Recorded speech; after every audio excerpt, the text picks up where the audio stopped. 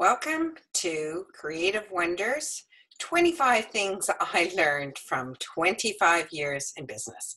And my number one thing that I want to start off with is trust your gut. I got into business not because I wanted to. I kind of stumbled into it. It's a typical Michael Gerber E-Myth story. If you've not read the E-Myth and you're an entrepreneur, read the E-Myth by Michael Gerber. It kind of talks about how many entrepreneurs get into their business. They're good at something. They are good at making a cake, and before long the neighbors want the cake, and then they are making too many cakes in their kitchen. They need more ovens, and so they move to a retail space, and then they need to hire employees, and before long they're doing the books, they're meeting with customers, they're doing everything but baking cakes. So the E-Myth is a great book to help any entrepreneur who's simply good at something and gets into business. And that's what happened to me. I had worked at advertising agency as a writer, broadcast producer, and I was good at it. But after a decade, I decided I wanted to try something different. And I went to the Haven on Gabriola Island, and I started doing a diploma in counseling. So I thought, I'm going to be a counselor. I'm going to leave the advertising business and the marketing business. So that's what I tried to do. But people who knew about me and knew my past started, please, Diane, please help me do this television show for starving artists who can't market themselves. And so, if I felt I had a heart for a project, I decided I would help them out. Well, you know how this story goes. Before long, I was back in advertising and marketing because I just wanted to help people. And so I did that fairly well for about a decade or so with my best friend at my side, my bookkeeper, and then she left. And I thought, wow, I haven't really ever had to deal with the money side of the business. Maybe I should do that. After all, I didn't go to business school.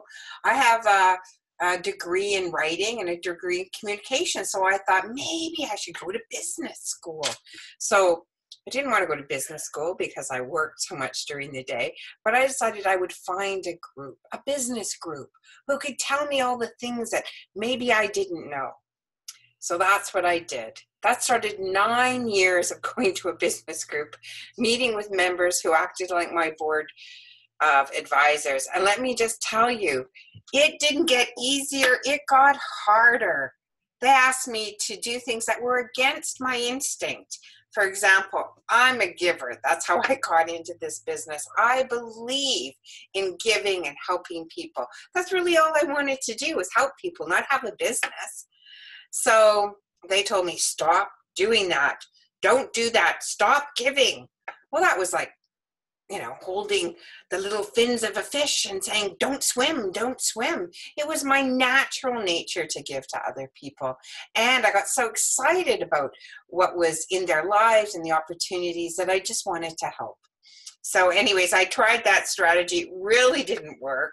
Cut my business about in half that year, which anyways, it took me a long time. I'm a bit of a slow learner to trust my gut. I knew what was best for me in my business. I didn't have classical training. I had training in what I was good at, writing and producing.